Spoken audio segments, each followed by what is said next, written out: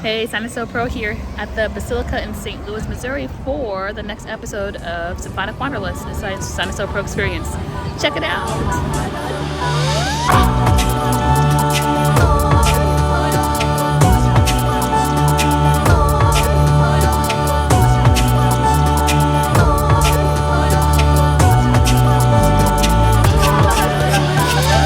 Wanderlusters, long time no see. Thank you for tuning in and welcome back to Symphonic Wanderlust at Syna So Pro experience, where we, Siri Conway and Syna So Pro, yes, we are the same person, travel to different locations, spots, scenes, or destinations to write music based off the experience.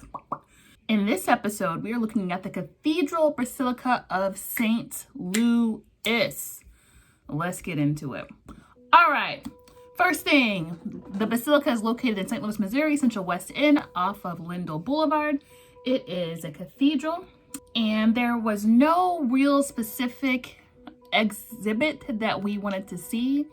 It's just we haven't been to the Basilica since we were in high school, so we were a big choir nerd, obviously, and we took a field trip to St. Louis to see Chanticleer. And Chanticleer was performing at the Basilica, and it was just like such a mind-blowing experience. It was so, Chanticleer, first of all, check them out if you haven't. Obviously, the space is built acoustically, designed to carry sound. So much so that while we were walking through, there was a tour, some sort of tour going on, and a few people in the tour, and it just sounded like they were like right around the corner, but they were all the way down the hallway. Like, I was trying to be so quiet. That was the last time we went. The first time we went, there wasn't really much going on. It was still kind of, well, I don't know, it was wintertime, it was chilly. I don't know if I just caught it at a right hour, but there really wasn't nobody in there. It was just kind of me, and it was really nice. The second time, I think it was kind of in between, but no one was speaking. So this third time, while the tour was happening, I was like, oh, am I slotted? Is this the wrong time? It's hot in here, probably because all the fans are off. So we did not go during Mass because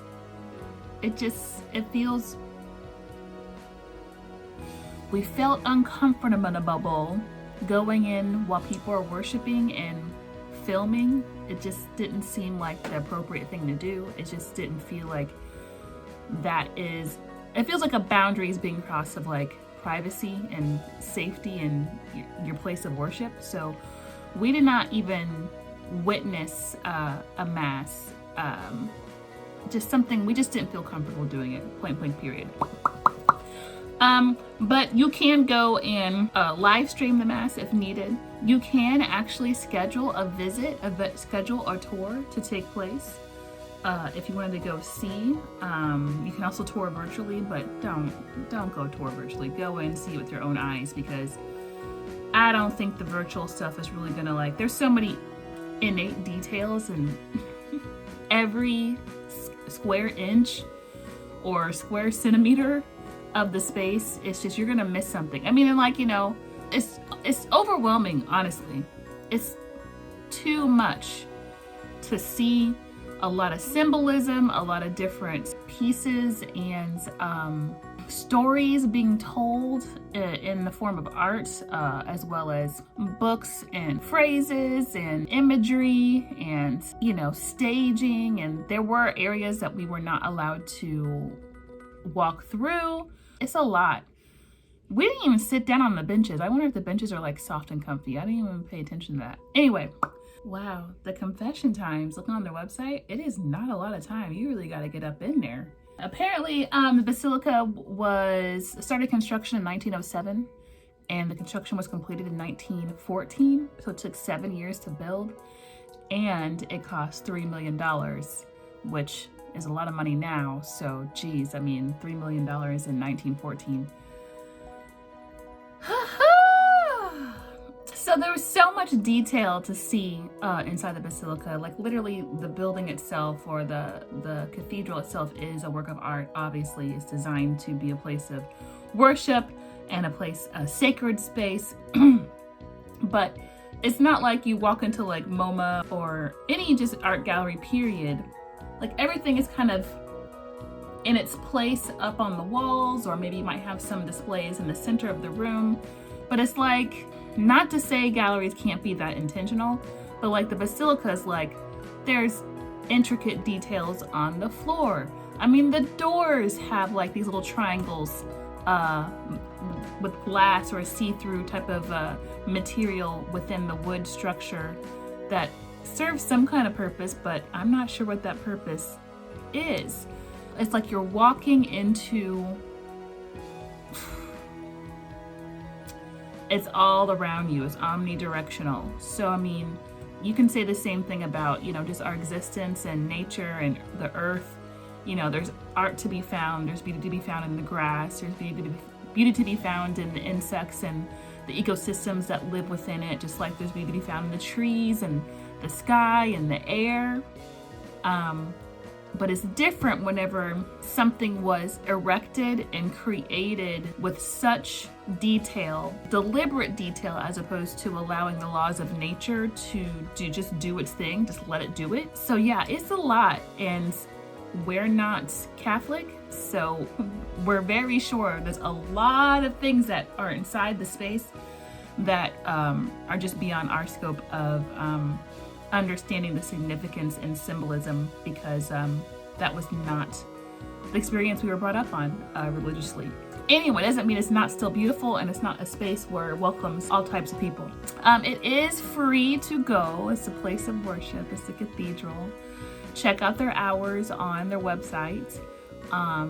Book a tour, you know, book a confessional. The confessional times are not that long though. Parking, you just park on the street parking all around the Basilica. I believe there was like some sort of lot in the back, but I might be misremembering. So what we wanted to do with the music is obviously just kind of create some sort of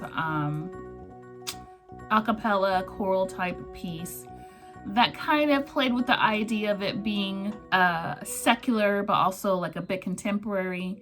And as we said before, we posted the track already. We weren't really quite happy with how it's turned out, simply because just, you know, the production. We didn't have much time to get it done, but also just it didn't sound the way we thought it would. But we'll talk more about that in our how the track was created. So have any of y'all been to Basilica, and what was your experience? Why did y'all go, if you don't mind us asking?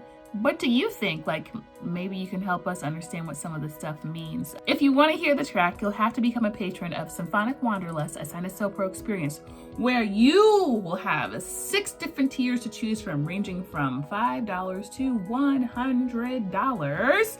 So take a look at the tiers and see what they entail by clicking on the link tree below and then clicking on Patreon or Symphonic Wanderlust, a Syna So Pro experience. But thank y'all so much for tuning in Symphonic Wanderlust. Thank y'all so much for my extended absence. For the patrons who are already been here, you know, send us that address, look out in the mail, because stuff is coming. Like, a lot of stuff is coming, okay? Your support is always appreciated, and because of your subscription, we are able to get hardware, software. Actually, check it out, we got a new computer. Okay. To help us with this journey. So yes, we can't do this without you. We appreciate you so much, for real. So don't forget to like, share, and subscribe to our channel, and hit that notification button. Follow us on social media with the handle at Syna So Pro, and feel free to send us a message. So, but before we go, we do have one show to share with y'all on October 1st, brought to you by Synoptic Frequencies.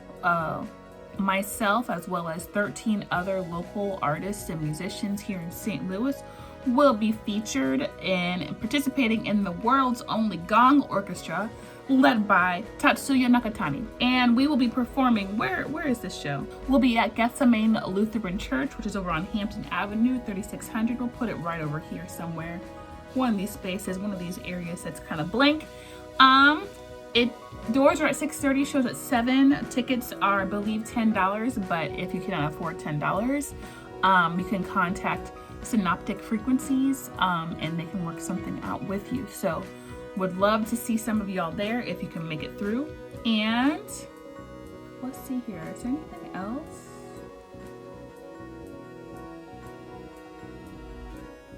No. Much love to y'all. Peace.